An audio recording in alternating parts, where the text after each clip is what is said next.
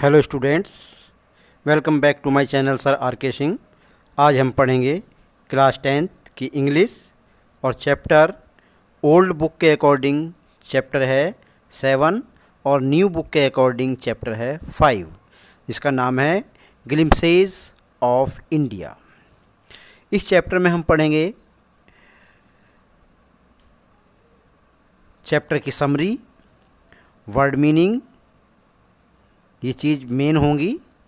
तो चलिए शुरू करते हैं वीडियो।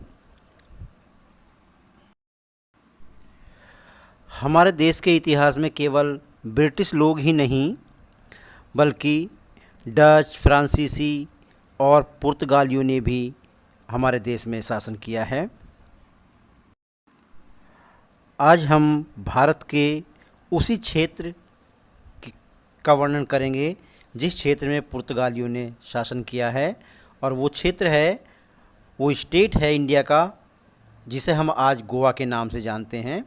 तो यहाँ पर पुर्तगाली लोग बहुत पहले आ गए थे और आज भी हालांकि पुर्तगाली लोग नहीं हैं, लेकिन उनकी परंपरा आज भी यहाँ पर दिखाई देती है। पुराने पुर्तगाली समय में गोवा के मनुष्य पाव रोटी खाते थे। अब ये पाव रोटी अदृश्य हो गई हैं, परंतु उनके बेचने वाले, बनाने वाले अभी भी वहाँ पर मौजूद हैं। भट्टियाँ भी अब भी वहाँ पर हैं। पारंपरिक डबल रोटी बनाने वालों की बांस द्वारा उत्पन्न आवाज़ अभी भी सुनी जा सकती है। परिवार का कोई एक सदस्य अब भी यह व्यवसाय चलाता है। आज भी गोवा में इन बेकरों को पैडर के रूप में जाना जाता है। बेकर लेखक का मित्र और मार्गदर्शक होता था। वह दिन में 2 बार आया करता था। लेखक और दूसरों को उसके बांस की आवाज़ जगा दिया करती थी। लेखक डबल रोटी रूपी बैंगल्स के लिए उसके पास दौड़ा करता था। नौकरानियाँ पाव रोटी खरीदा करती थी। बेकर अपने बांस के डंडे से झंग झंग की आवाज़ के साथ आता था। एक हाथ उसके सिर पर रखी टोकरी को सहारा देता था, दूसरा ज़मीन पर बांस को पटकता था। बांस पर बेकर टोकरी को रखता था। लेखक और दूसरे उसकी टोकरी में झांक कर देखते थे।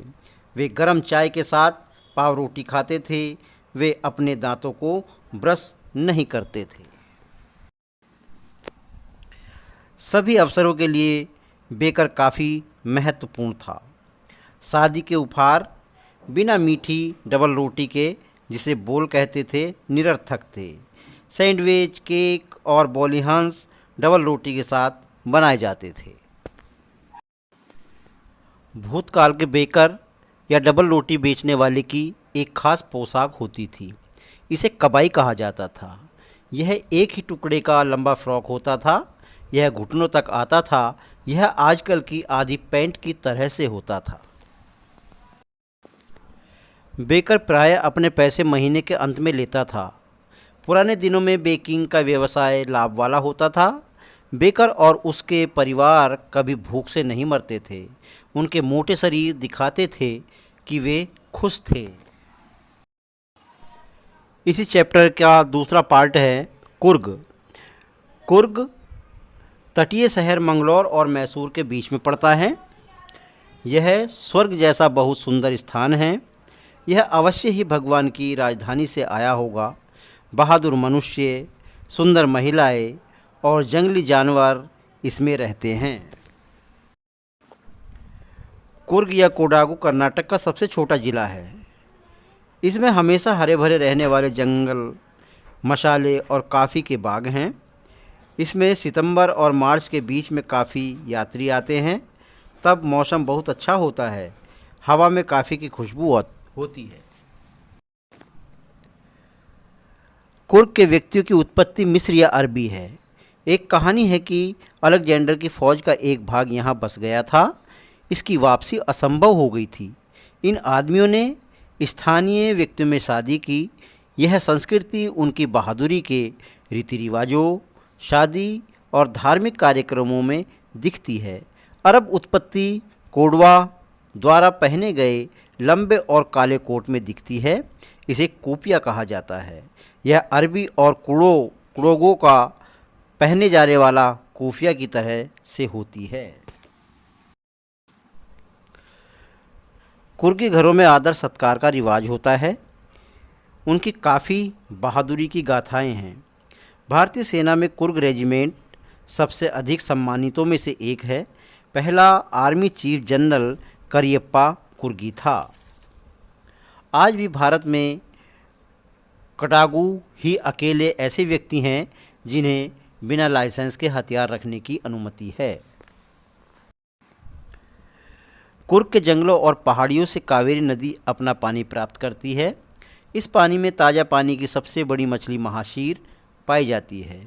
कटफोड़े, गिलहरिया और लंगूर इस पानी के समीप पाए जाते हैं। पक्षी, मधुमक्खियाँ और तितलियाँ यहाँ पर एक अच्छी संगत में रहते हैं। अपने महावतों द्वारा यहाँ नहलाए जाने का हाथी आनंद लेते हैं। ब्रह्मगिरी की पहाड़ियाँ यहाँ चढ़ाई करने वाले को कुर्ग का समूचा दृश्य प्रदान करती हैं।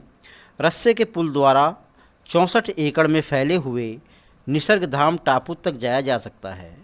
भारत के तिब्बती बस्ती से बुद्ध धर्म के भिक्षुक वाइला कूपे में रहते हैं। कोई भी उन्हें लाल, गेरवे और पीले पहनावे में देख सकता है।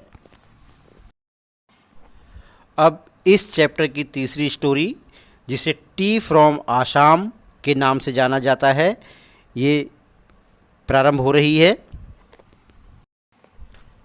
यह कहानी राजवीर और प्रांजल नाम के दो मित्रों से प्रारंभ होती है।